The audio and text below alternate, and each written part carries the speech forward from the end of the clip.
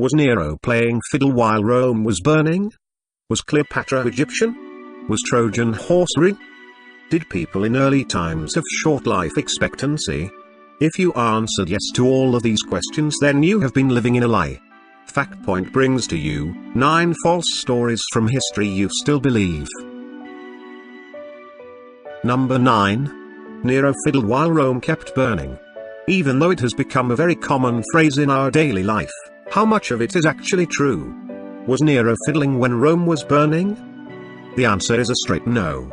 Nero was in fact not present in Rome when the incident occurred.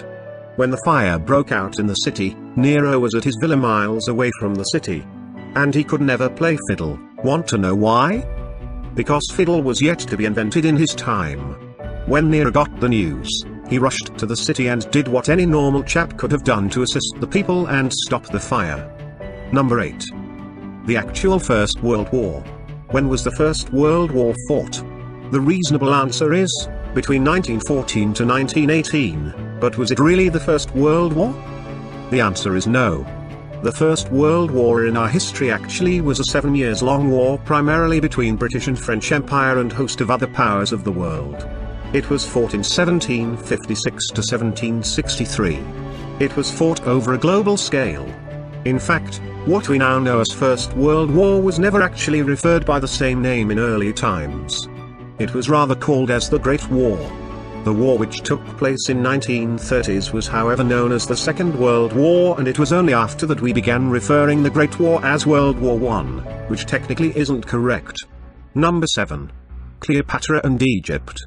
When we hear the name Cleopatra, we begin to imagine beauty and Egypt, but hey, did you know Cleopatra was actually of Greek origin? She was born in Alexandria in Ptolemy dynasty, that took the reign of Egypt after death of Alexander the Great. From her dynasty that actually ruled Egypt, Cleopatra was first to know both Egyptian and Greek. Greek was her native language, and not Egyptian like many still believe. Was the giant Trojan Horse Real? And who actually built the Egyptian pyramids? And why are statues always white? Continue watching to find the answers. Number 6. The Trojan horse was real. We all have heard the popular tale of Trojan War and how Greeks outsmarted the people of Trojan and tricked them into accepting a giant Trojan horse as a victory gift, which ultimately led to their defeat. The popular belief says that Greek soldiers were hiding inside the horse. But was the Trojan horse at all real? Historians say it wasn't. It was in fact a siege machine which they used to destroy the city wall. During that time such destructive machines were named after animals. Homer's poem, which is often cited for the knowledge of Trojan War, added to the confusion, and thus a false myth originated. Number 5. The Archimedes bath. A lot of us believe that it was only after the bathtub overflowed that Archimedes realized what later came to known as principles of buoyancy. But it is only a half of the actual truth. While it is true that this may have inspired Archimedes, but overflowing of water from bathtub alone is not enough to explain the principles of buoyancy. Number 4. Antique statues are always white. Have you observed all these ancient statues and wondered why all of them are grayish-white? A lot of people believe that this is how they were intended to be, completely white. But the truth is nowhere near. Antique statues were made hundreds, and in few cases thousands of years ago. They were originally painted with beautiful bright colors. We find them white today because after hundreds and thousands of years, the paint has worn out. But don't feel sad. Older paints were made of organic compounds. This is why using UV rays today it is possible to imagine how many of these artistic statues originally looked like in their bright beautiful colors. Here is one for you. Number 3. Slaves built Egyptian pyramid. Movies and even documentaries often portray that slaves were used in building pyramids of Giza. Not just that, some people also believe that they were actually Jewish slaves who were used in the process of building pyramids. But historians who have studied sculptures and evidence believe that free men, and not slaves, built pyramids. A lot of them were actually professionals and not people kept in captivity.